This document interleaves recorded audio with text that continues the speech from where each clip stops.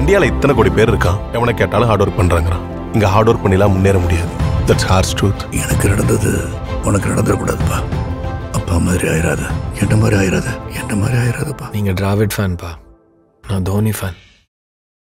பயணம் தொடங்குது இங்கே, ஜென்மங்கள் ஏழு தொடர்ந்திடும் மாயங்களே.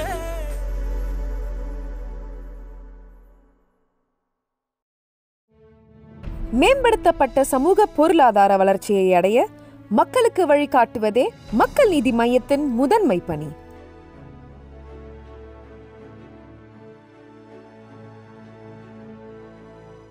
டூரிங் டாக்கி ரசிகர்களுக்கு வணக்கம். வாங்க லஞ்ச் நிகழ்ச்சிக்கு போகலாம்.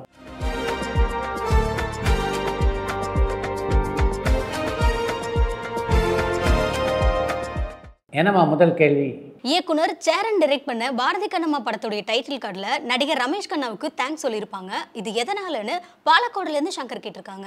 பாரதி கண்ணம்மா படத்துடைய படப்பிடிப்பு நடைபெற்று கொண்டிருந்த போது அந்த படத்தினுடைய இயக்குனரான சேரனுக்கு திடீரென்று உடல்நலக்குறைவு ஏற்பட்டது. அப்போ அவருக்கு கை கொடுப்பதற்கு ஓடோடி வந்தவர் ரமேஷ் கண்ணா. ரெண்டு பேரும் மிக நெருங்கிய நண்பர்கள் அப்படின்றதுனால, நீ பேசாமல் ரெஸ்ட் எடு, இன்றைய காட்சியை நான் படமாக்குகிறேன் என்று சொல்லி ரமேஷ் கண்ணா அந்த காட்சியை படமாக்கினார். அதன் காரணமாக தான் அந்த படத்தினுடைய டைட்டில் ரமேஷ் கண்ணாவுக்கு நன்றி தெரிவித்திருக்கிறார் சேரன். பெரிய நடிகர்கள் ரிட்டையர்ட் ஆனா சச்சின் மாதிரி ப்ரீவியஸாக அனௌன்ஸ் பண்ணிட்டு அது மூலமா டிஆர்பி இன்க்ரீஸ் பண்ணி பிஸ்னஸ் பண்ணணுமா, அல்லது கோலி தோனி மாதிரி மேட்ச் முடிஞ்சதுக்கு அப்புறம் அனௌன்ஸ் பண்ணணுமான்னு வில்லியனூர்ல இருந்து அரவிந்த் லோச்சனன் கேட்டிருக்காங்க.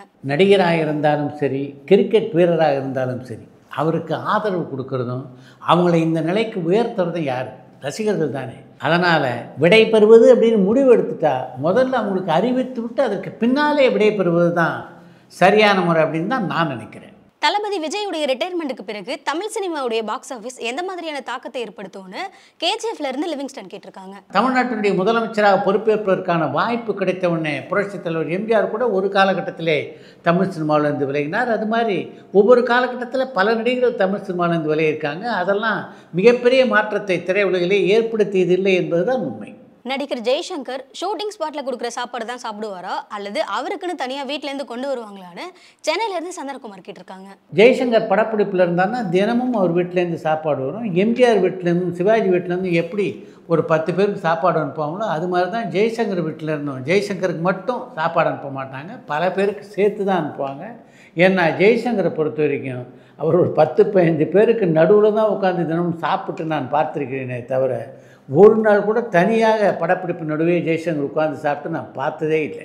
சத்யராஜோடைய குடும்பத்தில் மகன் விஜய்க்கு ஆதரவாகவும் மகள் விஜய்க்கு எதிராகவும் செயல்படுறாங்களே, இது எப்படின்னு அனகாபுத்தூர்லேருந்து வினோத் கண்ணா கேட்டிருக்காங்க. எத்தனை குடும்பத்தில் கணவன் ஒரு கட்சியாகவும் மனைவி ஒரு கட்சியாகவும் இருக்காங்க. தமிழ்நாட்டை பொறுத்த வரைக்கும் இதெல்லாம் சகஜம்தானே. ரீசெண்டாக சோஷியல் மீடியாவில் விஜயை கோலிவுட் ஜீசஸ் அப்படின்னு கூப்பிடுறாங்க. அப்படி கூப்பிட நல்லா இருக்கு, பட் எப்பத்துலேருந்து அப்படி கூப்பிட ஆரம்பிச்சாங்கன்னு கேஜிஎஃப்ல இருந்து லிவிங்ஸ்டன் கேட்டிருக்காங்க.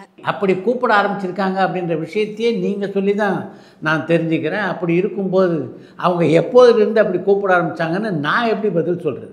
விவாகரத்தும் போதையும் ஏன் சினிமா நடிகர்களை விட்டு வைக்கிறது இல்லைன்னு சென்னையிலேருந்து சந்திரகுமார் கேட்டிருக்காங்க. சினிமா நடிகர்கள் மட்டும் என்ன வானத்திலிருந்து பிறந்து வந்தவர்களா? அவங்களும் மனிதர்கள் தானே. இந்தியா முழுமைக்கும் விவாகரத்து இருக்குது, போதை கலாச்சாரம் இருக்குது. அதுதான் மெல்ல மெல்ல சினிமா உலகத்திலே இப்போது ஊடுருவ தொடங்கி இருக்கிறது. சித்ரா கிருஷ்ணமூர்த்தி அப்படின்னு 60-70 காலகட்டத்தில் ஒருத்தருடைய பெயர் டைட்டில் கார்டில் வரும். அவர் யார்? உங்களுடைய உடன் பிறந்தவரான திருச்சியிலிருந்து பாலு கேட்டிருக்காங்க. சித்ரா கிருஷ்ணமூர்த்தி என்று நீங்கள் குறிப்பிட்டிருப்பதிலிருந்து ஒரு சின்ன பெயர் குழப்பத்தை நீங்கள் இருக்கீங்க அப்படின்னு என்னால் புரிஞ்சிக்க முடியுது. 1960களில் புரட்சித் தலைவர் எம்ஜிஆரோட மிக நெருக்கமாக இருந்ததுன்னா அது சித்ரா கிருஷ்ணசாமி. புரட்சித் தலைவர் எம்ஜிஆர் உலகம் சுற்றுவார் அப்படின்னு ஜப்பானில் எடுத்தபோது அவருக்கு வலதுகரமாக இருந்து பல உதவிகளை செய்தவர் சித்ரா கிருஷ்ணசாமி. புரட்சித் தலைவர் எம்ஜிஆரோட அவருடைய பயணம் அப்படின்றது மிக நீளமானது. அதுக்கு பின்னால் பார்த்திங்கன்னா 70களின் பிற்பகுதியிலையும் 80களிலையும் புரட்சித் தலைவர் எம்ஜிஆரோட மிக நெருக்கமாக இருந்தவர் சித்ரா மகால் கிருஷ்ணமூர்த்தி. அவர் ஒரு திரைப்பட தயாரிப்பாளர்.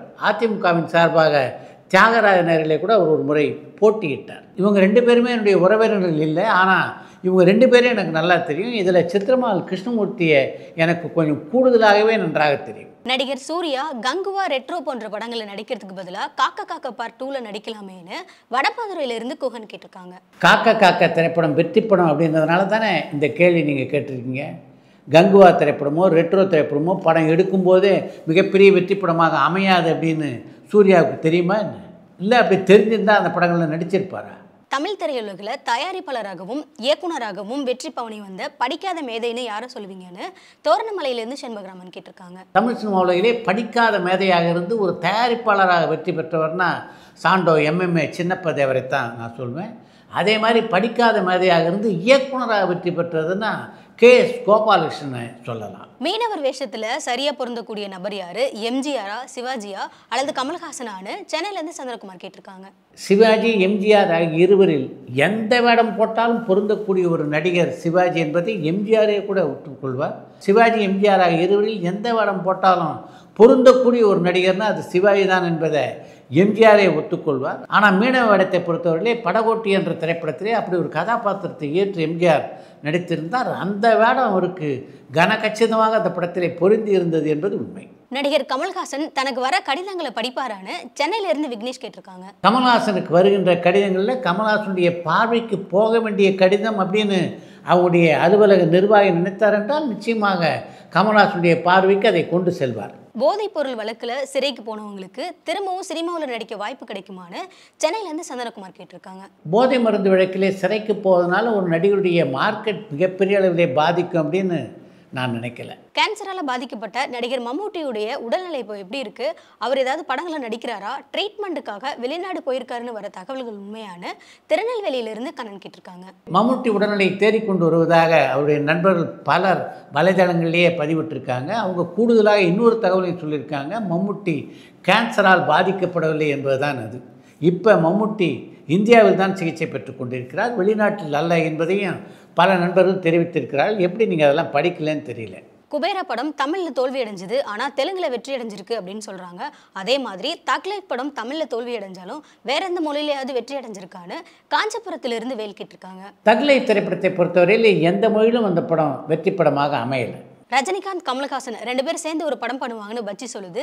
நீங்கள் என்ன நினைக்கிறீங்கன்னு கோவைப்புத்தூர்லேருந்து பாபு கேட்டிருக்காங்க. அது எந்த பட்சி, எங்கே இருக்குது, எந்த பக்கமாக பறக்குது, இதெல்லாம் எனக்கு சொன்னீங்கன்னா நானும் அந்த பட்சிக்கிட்ட கொஞ்சம் கூடுதல் தகவலை கேட்டு தெரிந்து கொள்வேன். சூப்பர் ஸ்டார் ரஜினிகாந்த் நடிச்சிருந்த காதல் திரைப்படமான புதுக்கவிதை திரைப்படம் வெற்றி படமா அமைஞ்சதான்னு கடலாடியிலிருந்து பாலசுப்ரமணியன் கேட்டிருக்காங்க. ரஜினிகாந்த் நடித்த காதல் திரைப்படமான புதுக்கவிதை வெற்றி படமாக அமையல. நடிகர் திலகம் சிவாஜி கணேசன் அவர்கள் தான் நடித்த திரைப்படத்தை திரும்ப பார்க்க மாட்டார் அப்படின்றது உண்மையான சென்னையில இருந்து சந்திரகுமார் கேட்டிருக்காங்க. சிவாஜி தான் நடித்த எல்லா படங்களையும் பார்த்ததில்லை அப்படின்னு சொல்ல முடியாது. ஒரு சில படங்களை அவர் பார்த்ததில்லை அப்படின்றது உண்மைதான். என்னுடைய திரைப்பயணத்திலே நான் நடித்த ஒரு சில படங்களை பார்க்கல அப்படின்னும் போது இதில் ஆச்சரியப்படுறதுக்கு ஒன்றும் இல்லை. எம்ஜிஆர் சிவாஜி கணேசன் காலத்தில் இளம் நடிகர்களை அறிமுகமாகி புகழ்பெற்ற நடிகர்களில் கமல்ஹாசன் அண்ட் ரஜினிகாந்த் தவிர்த்து வேற யாரை சொல்வீங்கன்னு தோரணமலையிலிருந்து செண்பகராமன் கேட்டிருக்காங்க. எம்ஜிஆர் சினிமாவிலிருந்து விலகியதற்கு பின்னாலே சிவாஜியுடைய ஆட்சி காலத்தில் பார்த்தீங்கன்னா பிரபு, கார்த்திக், மோகன், சுரேஷ் என்று பல இளம் கதாநாயகர்கள் மிகப்பெரிய வெற்றிகளை குவித்திருக்கிறார்கள். வி சேகர் இப்போ ஏன் இயக்கிறது இல்லைன்னு கோவைப்புத்தூர்லேருந்து பாபு கேட்டிருக்காங்க. வி சேகர் படம் எடுக்கிறது இல்லைன்னு எந்த கோயிலையும் சத்தியம் பண்ணல. அவர் இப்போதும் திரைப்படத்தை இயக்குவதற்கு தயாராகத்தான் இருக்கிறார். எந்த தயாரிப்பாளரும் திரைப்படத்தை இயக்கி தரும்படி அவர்கிட்ட போய் கேட்கல.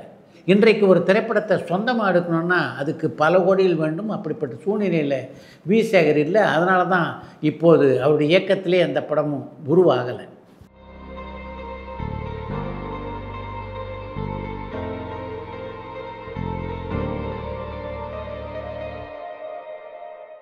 ஒரு கலர் படத்தை பிளாக் அண்ட் ஒயிட் படமா திரையிட முடியுமான்னு கோவைப்புத்தூர்லேருந்து பாபு கேட்டிருக்காங்க. வண்ணப்படத்தை கருப்பு வெள்ளையில் நிச்சயமாக திரையிட முடியும். அதற்கு முன்னால் அந்த வண்ணப்படத்தை கருப்பு வெள்ளை படமாக மாற்ற வேண்டும். அடுத்து என்று ஒரு தகவல். அந்த ஆங்கில பத்திரிகையில் சாண்டோ MMA சின்னப்ப தேவருடைய புகைப்படம் பெரிய அளவிலே பிரசுரமாக இருந்தது. சின்னப்ப தேவருக்கு ஆங்கிலம் படிக்க தெரியாது அப்படின்றதுனால அந்த புத்தகத்தை அருகில் இருந்த கதாசிரியரான மாராகிட்ட கொடுத்து, ஏன்பா என்னுடைய ஃபோட்டோவை போட்டிருக்கானே, கீழே என்ன எழுதியிருக்கான்னு கொஞ்சம் படித்து சொல்லு என்றார். அந்த செய்தியை படித்து பார்த்த கதாசிரியர் மாராவுடைய முகம் சுருங்கியது. அண்ணே, இதில் உங்களை பற்றி கிண்டலாக செய்தி போட்டிருக்காங்க என்றார். மாறா அப்படி சொன்ன உடனே என்னை பற்றி கிண்டலாக போட்டிருக்கானோ, என்ன போட்டிருக்கான் அப்படின்லாம் சின்னப்ப தேவர் கோவப்படலை. இப்போ கிண்டலாக போட்டிருக்கானோ நல்லபடியாக போட்டிருக்கானோ, இங்கிலீஷ் பத்திரிகையில் நம்ம ஃபோட்டோவை போட்டு எழுதுறான்லப்பா, அப்படின்னா நம்ம புகழ் பெருகிட்டு இருக்குன்னு தான் அர்த்தம். நார்த் இந்தியாவில் நம்மளை பற்றி பேச ஆரம்பிச்சிட்டாங்க அப்படின்னு தான் அர்த்தம் என்றார் சின்னப்ப தேவர். அண்ணே, இந்த பத்திரிகையில் என்ன எழுதியிருக்காங்க தெரியுமா? சசிகுமார் ஹேமமாலினி கூட நாம் ஒரு ஒட்டச்சிவிங்கியை நடிக்க வைக்க போகிறோம்னு எழுதியிருக்காங்க என்று மாறா சொன்னோன்னே நல்ல யோசனையாக இருக்கப்பா. இங்கே சவுத்தில் இருக்க எல்லா ஹீரோயினும் பார்த்தீங்கன்னா 5 அடிக்குள்ளே அடங்கிடுறாங்க. அதனால் ஆடு மாடு பாம்பு இதோட தான் இவங்களெல்லாம் நடிக்க வைக்க முடியும். ஆனால் ஹிந்தி ஹீரோயினுங்க அப்படி இல்லை, நல்லா வாட்ட சாட்டமாக இருப்பாங்க. அதனால் ஒட்டச்சிவிங்கியோட அவங்க டான்ஸ் ஆடினா நல்லா தானே இருக்கும் என்றார் சின்னப்ப தேவர். சின்னப்ப தேவருடைய மாபெரும் வெற்றியில் அவருடைய இந்த வெகுளியான குணத்துக்கு மிகப்பெரிய பங்குண்டு என்பதுதான் உண்மை.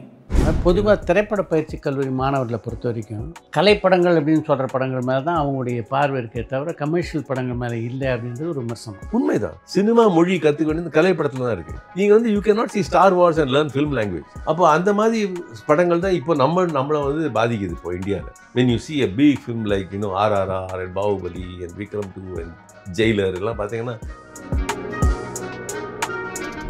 திரைப்பட பயிற்சி கல்லூரியில் படிக்கின்ற மாணவர்கள் முக்கியமாக எதில் கவனம் செலுத்தணும்னு நீங்கள் நினைக்கிறீங்க? எதுனா முதல்ல எழுத்துக்கு நிறைய படிக்கணும். படிச்சுட்டு தான் நீங்கள் வந்து முதல்ல கதை எழுதணும். ஆனால் நான் பொதுவாக இப்போ ஐ கோ டு டீச்சர் காலேஜ் என்னப்பா வாட் இஸ் சார் என்ன ஒரு ஸ்கிரிப்ட் வேணும். என்ன கதைன்னா லவ் ஃபெயிலியர்.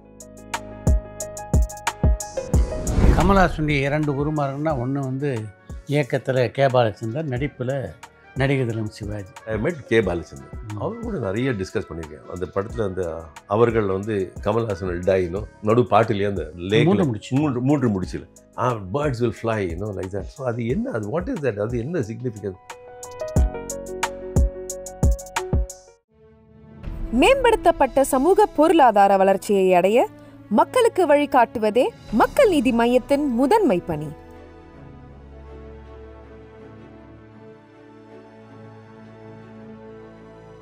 பரபரப்பான சினிமா செய்திகள், நட்சத்திரங்களின் பேட்டிகள், சினிமா வரலாறு ஆகியவற்றை பார்க்கவும் படிக்கவும் உங்களுக்கான இணையதளம் touringtalkies.co.